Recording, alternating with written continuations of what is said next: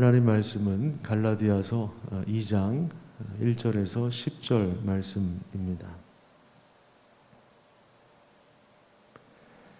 신약성경 302페이지에 있습니다. 갈라디아서 2장 1절에서 10절 말씀입니다. 14년 후에 내가 바나바와 함께 디도를 데리고 다시 예루살렘에 올라갔나니 계시를 따라 올라가 내가 이방 가운데서 전파하는 복음을 그들에게 제시하되 유력한 자들에게 사사로이 한 것은 내가 다름질하는 것이나 다름질한 것이 헛되지 않게 하려 함이라. 그러나 나와 함께 있는 헬라인 디도까지도 억지로 할례를 받게 하지 아니하였으니 이는 가만히 들어온 거짓 형제들 때문이라. 그들이 가만히 들어온 것은 그리스도 예수 안에서 우리가 가진 자유를 엿보고 우리를 종으로 삼고자 함이로되 그들에게 우리가 한시도 복종하지 아니하였으니 이는 복음의 진리가 항상 너희 가운데 있게 하려 함이라. 유력하다는 이들 중에 본래 어떤 이들이든지 내게 상관이 없으며 하나님은 사람을 외모로 취하지 아니하시나니 저 유력한 이들은 내게 의무를 더하여 준 것이 없고 도리어 그들은 내가 무할례자에게 복음 전함을 맡은 것이 베드로가 할례자에게 맡음과 같은 것을 보았고 베드로에게 역사하사 그를 할례자의 사도로 삼으시니가 또한 내게 역사하사 나를 이방인의 사도로 삼으셨느니라. 또 기둥같이 여기는 야고보와 게바와 요한도 내게 주신 은혜를 알므로 나와 바나바에게 친교의 악수를 하였으니 우리는 이방인에게로 그들은 할례자에게로 가게 하려 함이라. 다만 우리에게 가난한 자들을 기억하도록 부탁하였으니 이것은 나도 본래부터 힘써 행하여 왔노라. 아멘. 오늘도 복음의 능력 안에서 주님과 동행하시기를 축복합니다. 바울이 전한 복음은 그 기원이 하나님으로부터 나왔습니다. 부활하신 그리스도를 직접 만나서 자신이 그토록 지키고 공부했던 율법을 성취하시고 완성하신 분이 그리스도임을 깨달았습니다.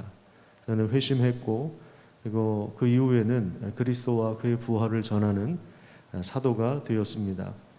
오늘 본문에서도 이 설명이 이어지고 있는데 우리가 조금 더 주목해서 봐야 할 내용은 바울은 그가 전한 복음의 내용과 그리고 그의 삶이 일치하고 있었다는 것입니다.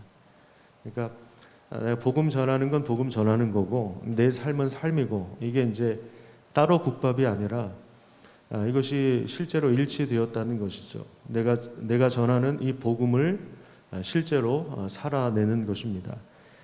오늘 본문 2절에 보시면 회심하고 14년 후에, 그러니까 이제 14년이라고 하는 시간은 한참 이제 그리스도를 전하는 사도의 사역이 진행되고 있는 그런 상황 속에서 디도를 데리고 다시 예루살렘에 올라간 일을 설명하고 있습니다. 예루살렘에 올라간 이유를 계시를 따라서 갔다고 하는데요. 사도행전 11장에 보면 아가야 선지자의 그 계시의 말씀을 따라서 기근으로 어려움 당하는 예루살렘의 구제 헌금을 전달하기 위하여 올라간 것으로 보입니다. 바울은 그곳에서도 이방인에게 전하는 그 복음을 그곳에 있는 자들에게 설명해 주었고 그리고 유력한 사람들, 그러니까 이제 사도들을 말합니다. 그러니까 유력하다고 하는 것은 그 당시에 이제 베드로나 야고보나 요한과 같은 그런 사도들을 말하는 것입니다. 예수님의 직속 제자이기도 했던 그런 사람들, 기둥과 같이 여겼던 그런 사도들을 말합니다. 그런 사도들에게는 이제 따로 자신의 사역을 이제 설명해 주는 시간들이 있었는데 이것은 그들에게 검증을 받기 위해서가 아닙니다. 만약에 그들에게 배웠다면 그들로부터 뭔가를 사사를 받았다면 그들에게 보고하고 이런 것이 필요했지만 사실 바울이 받은 이 말씀은 복음은 부활하신 예수 그리스도를 통해서 직접적으로 받은 계시였다는 것이죠. 그렇기 때문에 검증을 받기 위해서가 아니라 사도들이 바울의 사역을 지지해주면 뒷말하거나 또 뒤에서 공격하는 유대인들의 방해를 줄일 수가 있고 또 조금 더 풍성하게 이방인 사역을 감당할 수 있기 때문에 그렇습니다. 또 한 가지 중요한 사건을 하나 언급하고 있는데, 예루살렘 방문 기간 동안에 어떤 유대인들이 디도에게 할례를 요구합니다. 그러니까 유대인이었다가 그리스도인이 되었던 그런 사람들이 디도라고 하는 사람은 목사님인데 이방인입니다. 유대인 출신이 아니라 이방인입니다. 그런 이방인들은 할례를 받지 않잖아요. 그러니까 이 디도에게 할례 받을 것을 요구했는데요. 그들은 가만히 들어온 거짓 형제들인데 이 부분을 억지로 강조하는 것입니다. 하지만 바울은 이방인 디도 목사님이 할례를 받지 않도록 했습니다. 그 이유가 무엇입니까? 그러니까 받아도 상관없고 안 받아도 되는데 할례를 일부러 받지 않게 했던 이유는 그동안에 사도 바울이 감당했던 이방인 사역 때문이었어요. 이방인에게 전해주었던 복음 때문입니다. 그 복음의 내용이 무엇입니까? 우리가 구원을 받는 것은 할례를 받는 어떤 율법을 지키는 그런 조건에 있지 않다는 것을 그동안에 계속해서 전해왔기 때문에 그렇습니다. 그리스도 안에서 누리는 참된 자유를 빼앗으려고 하는 교묘한 시도라고 하는 것을, 그러니까 복음을 교묘하게 비틀어서 그것을 왜곡시키는, 마치 유사 휘발유처럼, 그러니까 예수 그리스도로 말미암아 충분한데 그리스도 안에 우리의 모든 그 구원과 우리를 변화시키는 그런 놀라운 능력이 다 들어가 있는데, 마치 거기에다가 할례라고 하는 어떤 율법을 지키는 조건을 하나 보태가지고 하나님의 구원을 완성해야 한다라고 하는 그런 거짓 교사들의 가르침에 넘어가지 않기 위해서, 그동안에 자신이 전했던 이 복음의 내용에 충실하게 살기 위해서 할례를 시키지 않았다는 것입니다. 만약에 복음을 이방인들에게 전한 대로 바울이 살지 않는다면 그 진리는 공동체 안에 깊게 뿌리 내릴 수가 없는 것입니다. 쉽게 말씀드리면, 제가 여러분들에게 설교한 대로 제가 그렇게 살고 있지 않으면, 제가 설교한 내용과 저의 삶이 분리되어 있다면, 설교는 그냥 설교대로 하고 삶은 그냥 내가 알아서 살고 있다면, 이 말씀의 내용이 공동체 안에 깊이 뿌리 내릴 수가 없는 것입니다.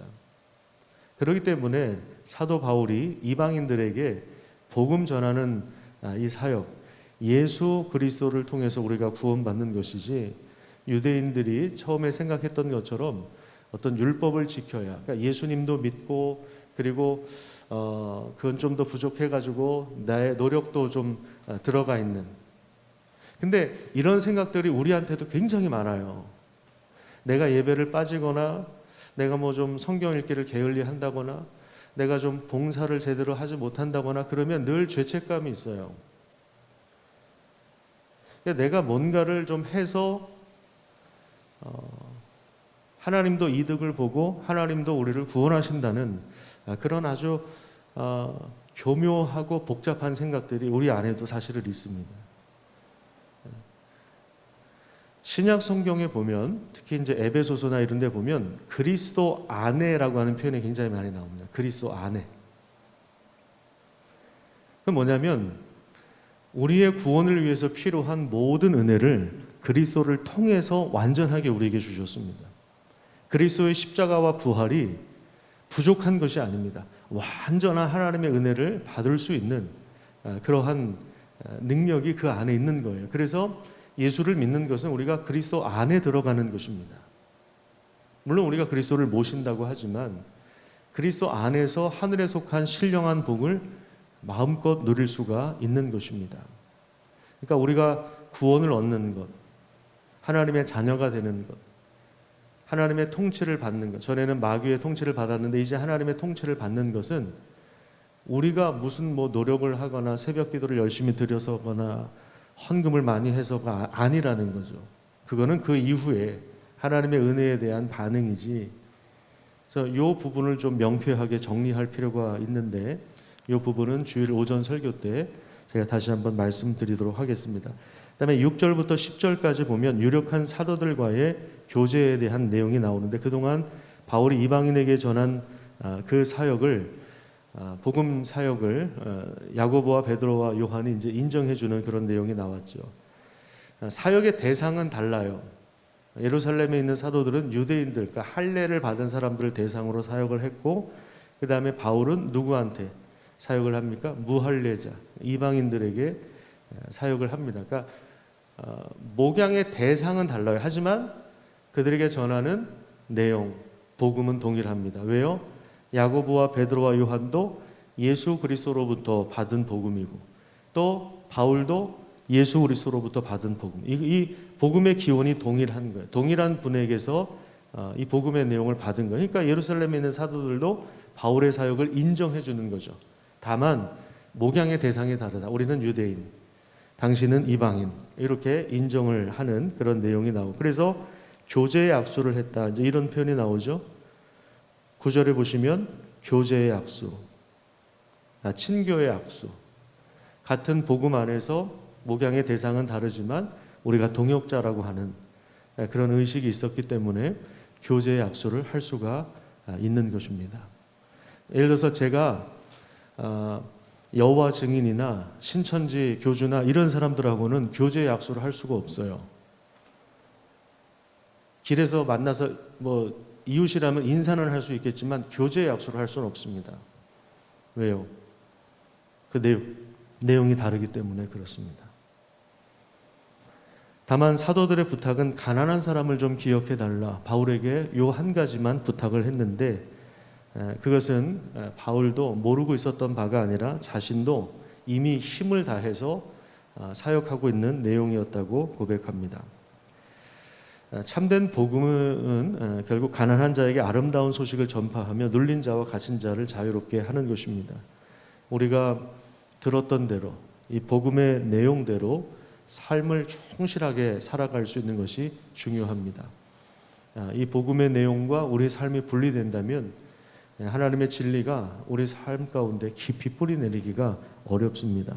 우리 자신을 하나님 앞에 의탁하는 이 기도의 자리가 되기를 소망하고, 새벽 기도 시간에는 우리 자신을 돌아보는 기도가 굉장히 중요합니다. 내가 정말 복음의 능력 안에 있는가? 복음대로 살고 있는가? 이 부분을 돌아보는 가운데 하나님이 우리에게 다시금 은혜를 부어주시고 또 새롭게 하시는 귀한 은혜가 있기를 축복합니다. 기도하겠습니다. 하나님 감사합니다. 오늘도 우리를 불러주신 하나님, 사도 바울이 전했던 이 복음의 내용대로 충실하게 살았던 모습들을 우리가 확인했습니다. 우리가 전하는 복음, 우리가 들었던 복음과 우리 삶의 내용이 분리되지 않도록 인도하여 주셔서 주님을 신실하게 따를 수 있도록 인도하여 주시옵소서. 복음이 우리 공동체 안에 깊이 뿌리를 내릴 수 있도록 하나님이 함께하여 주시옵소서.